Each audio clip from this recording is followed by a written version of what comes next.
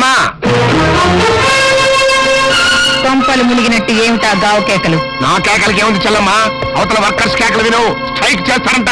స్ట్రైకా? ఎందుకు? ఎందుకంటే ఏం చెప్పమంటావమ్మా, వాళ్ళ శ్రమంతా నువ్వు దోచుకు తింటున్నావు.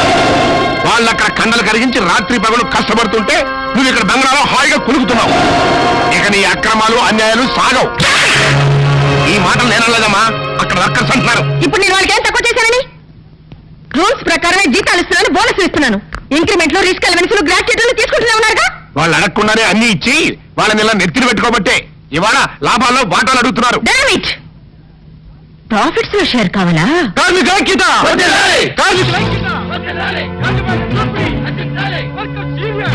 విన్నావమ్మా కేకలు?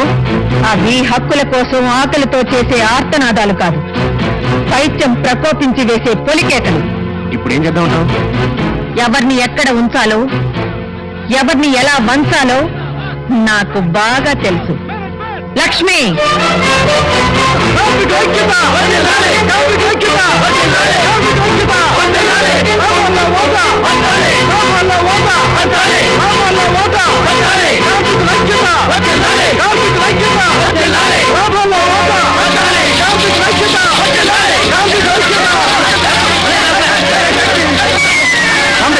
మా మాట ఉంది కాబట్టి మా మాట వినండి.